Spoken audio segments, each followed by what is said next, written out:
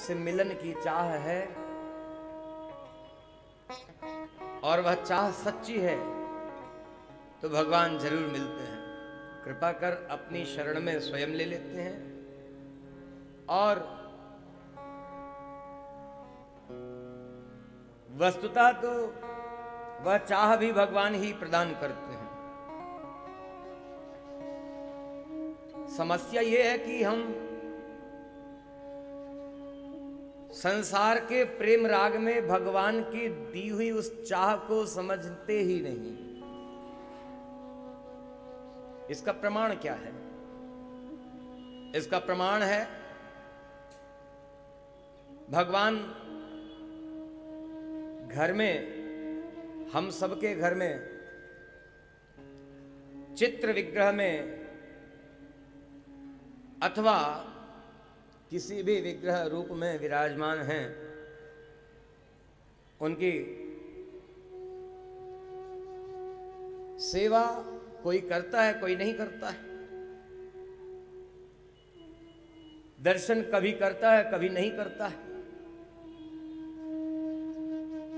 और अधिकतर तो दर्शन करता, सेवा करता तो मन में अनेक प्रकार के भाव लेकर के करता है, स्वार्थ पूर्ण भाव। ऐसा करूंगा तो ये मिल जाएगा, ये करने से भगवान मुझे ये दे देंगे, ऐसे करने से मुझे ये मिलना चाहिए, आदि आदि।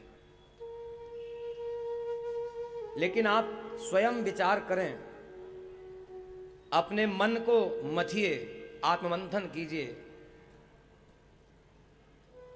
ये स्वार्थपूर्ण सेवा और दर्शन के बीच कभी कभी ये स्थिति भी आती है कि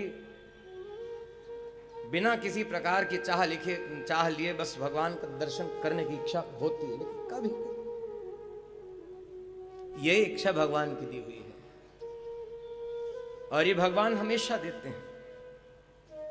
लेकिन हम भौतिक सुखों की चाहना को उस दर्शन की चाहना के ऊपर रखते हैं हमेशा। गुरुजनों के दिए हुए ज्ञान से अपने विवेक को सुदृढ़ नहीं करते और उस विवेक का यह उपयोग नहीं करते कि चाह कौन सी अच्छी है। और ऐसी विवेकहीनता में यह सोचते कि चलो अभी इसकी जरूरत है, आज ये चाह पूरी हो जाए, ये कामना पूरी हो जाए, ये जरूरत पूरी हो जाए, उसके बाद कभी निस्वार्थ भगवान का नाम लेंगे, उसके बाद निस्वार्थ भगवान को कभी पुष्प अर्पण करेंगे। ये पूरा हो जाए उसके बाद निस्वार्थ करते रहेंगे, पहले जरूरतें तो पूरी हो जाए। और मनुष्य शरीर मिला है तो स्वभाव बन गया है, वो जरूरतें कभी पूरी होती नहीं और वो अवसर आता नहीं कि जरूरत पूरी हो जाए उसके बाद निस्वार्थ कर लें। इसलिए तो गुरुजन, महात्मा जन सावधान करते हैं कि ये जो स्थिति है ये कभी बदलने वाली नहीं है।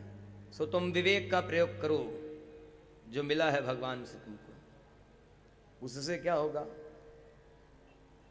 तब इस दुर्घटना से बच जाओगे जो तुम्हारे इस जीवन की नहीं, अनंत जन्मों की, अनंत जीवनों की सबसे बड़ी दुर्घटना है।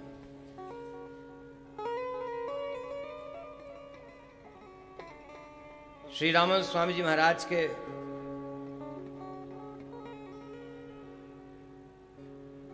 एकांतिक शिष्य हुए श्री कुरेश स्वामी जी।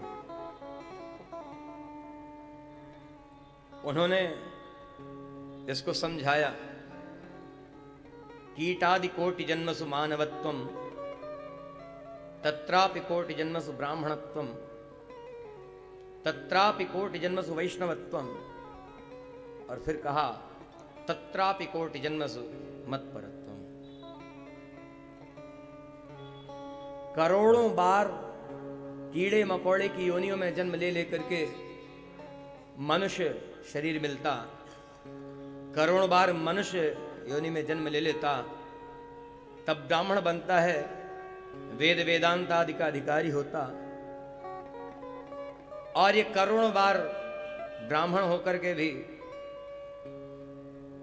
क्योंकि आज के लोग जो भी कहें, शास्त्र में व्यवस्था ऐसी बताई गई है, भगवान वर्णोचित कर्म निश्चित करके जन्म प्रदान किया करते हैं। वो गीता में भी भगवान ने स्पष्ट किया ही है और सभी शास्त्रों में किया है। लेकिन आज का वातावरण दूसरा है। तत्रापि कोटि जन्मसु ब्राह्मणत्वम, बहुत बार, करोड़ों करोड़ों बार ब्राह्मण कुल में जन्म लेकर के शास्त्र अभ्यास आदि करता, वेद वेदांत को पढ़ता और विविध क्रिया कर्म कांड आदि से